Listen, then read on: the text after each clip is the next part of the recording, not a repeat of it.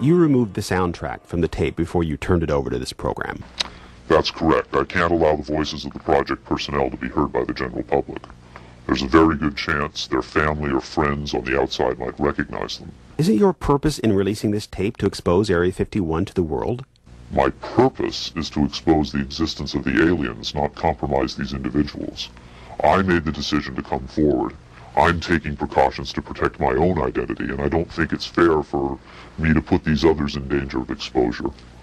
In any case, the interview on the tape went nowhere. It was interrupted, as you'll see. Can you describe for us what we're seeing?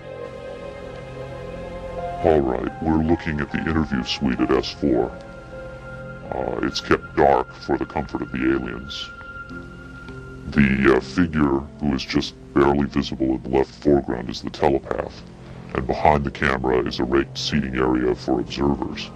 Although in this case, I believe the only other person present was a military aide.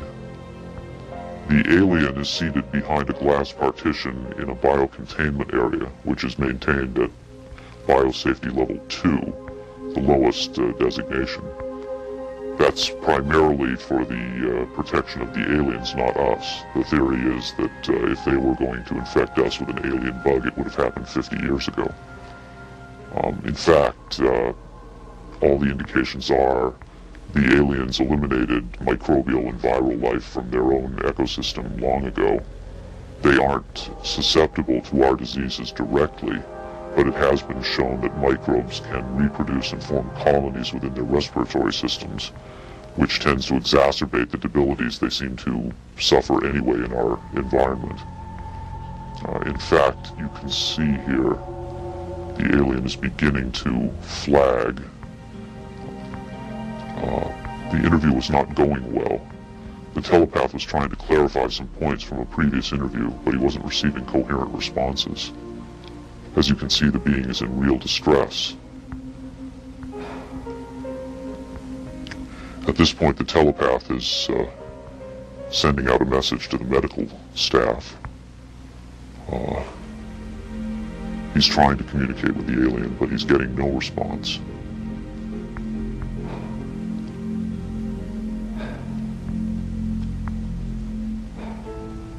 There's very little he can do. There's no direct connection between his space and the biocontainment area. That's the aide stepping in on the right. The medical staff should be there by now. They're slow in responding. There they are. I have to say the medical personnel at S4 are less than first rate. They tend to be selected for their willingness to keep secrets rather than their medical competence.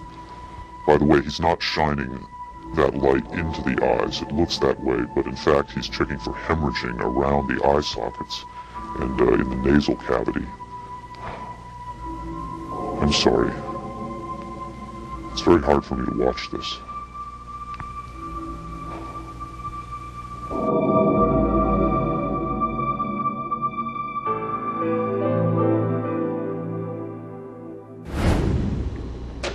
You're asking me if I think this is real?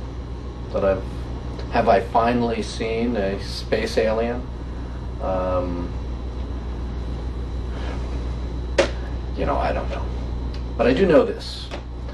I know that this is not a tricked up version like the Alien Autopsy.